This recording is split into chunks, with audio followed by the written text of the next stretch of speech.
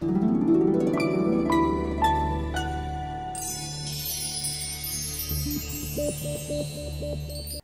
everyone. Hope you are working smarter. Today we will be dealing with electric circuit symbols in this class. You know, before going to do an electrical experiment, we have to design a circuit. While designing a circuit, we have to draw an electric circuit. So, in order to draw the electric circuit, we need some symbols of devices that we use. So, here this class deals with the symbols that we use for electrical circuits. So, the first symbol that we are going to explain is a wire joint. Look, when two wires are joined, you can do it in with like a simple connection. But if there are two wires crossing, but they do not conduct from one wire to other, we have to draw it like this. So, this is a wire joint where when a current is passed, it can be divided in like this. So, there is a conduction joint here. Here, the wires are crossing only, but they don't have a conduction point which supplies the current of one wire to other. The next thing that we are going to deal with is a resistor, the symbol of a resistor. So, how can we know the symbol of a resistor? So, this is the symbol of a resistor. You will be amazed by what is a resistor. So, this resistor is a device which we use to control current in a circuit. But what is the property of resistance that we will deal in further classes. So, if we want to vary the resistance offered by a resistor, we use a variable resistor where we put an arrow over the circuit symbol. So, this is a variable resistor. So, this is a resistor. Next, we are going to study about a device. We are going to draw a device like a rheostat. So, rheostat is a device which helps us to vary resistance in a circuit. It is drawn like this. This is a rheostat. The next, the circuit symbol for a resistance box. The circuit symbol for a resistance box. Resistance box is also a device which can offer a resistance to the circuit. So, this is the symbol of a resistance box. Next, we know that there are a lot of keys in a circuit.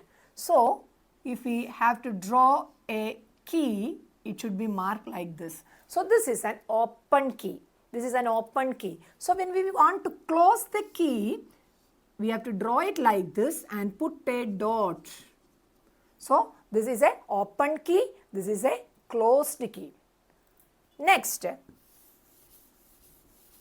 there can be tap switches also. So, already we have done it in the previous classes. How does a tap switch looks like? This is a tap switch. So, this is a open tap switch where the switch is not closed. So, if we want to close it, just draw it like this. So, this is the case of a tap switch. Next, coming to the devices like galvanometer, voltmeter and ammeter. So, simple things to draw. If it's a galvanometer, so what do you mean by a galvanometer? A galvanometer is a device in a circuit which can detect current. It cannot measure current, it can detect current. Then, we have already discussed a device called ammeter. It is used to measure current. But for an ammeter, there is a positive terminal and a negative terminal. So, what is the basic difference between a galvanometer and an ammeter? Galvanometer can detect current, or it can measure, or it can detect the current in which direction the current is flowing. But here it can be termed as a bilateral device. Here there is no positive and negative marked. Here it can be marked as positive, negative. There is a positive terminal for ammeter and negative terminal for ammeter. The next device that we are going to draw is a voltmeter. For what purpose we know voltmeter is used? A voltmeter is used to measure the potential difference between 2 points. So this is a voltmeter, and this also is having a positive and negative terminal. How to fit a voltmeter and an ammeter, we will deal more in our next class. So next we are coming to battery cell. So how can we draw a battery and a cell? You already have done it. A battery is like this. This is a battery. It's a collection of cell. This is a cell. So the bigger line indicates the positive terminal of a battery and the smaller line indicates the negative terminal of a battery.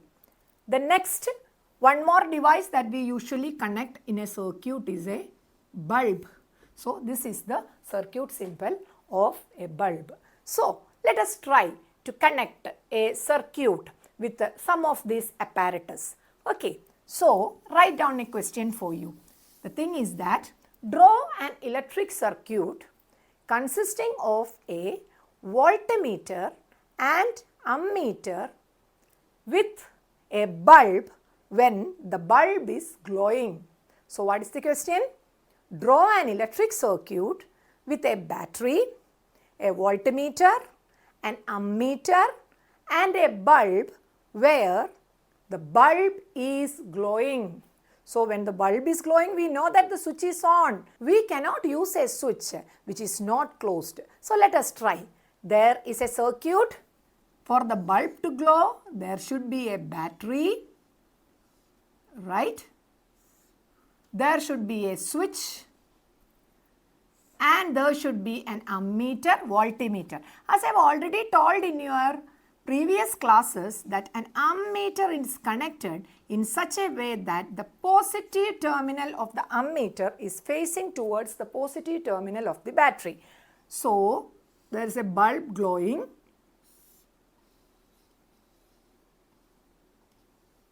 A bulb is glowing. For the bulb to glow, what happens? There should be a closed key. So some children always forget this. They do not close the key. But in the question it is given that it is a glowing bulb. And for what purpose the voltmeter may be used in this circuit? In order to know the volt potential difference across the bulb. The question carries that it should use a voltmeter also. So in order to connect a voltmeter, we can use a voltmeter like this. And how to connect it? Look, where there is the positive side of the battery, we have to put a positive sign. So the positive of the voltmeter should always coincide with the positive side of the battery. This is the way to draw a simple circuit with the elements given. Thank you.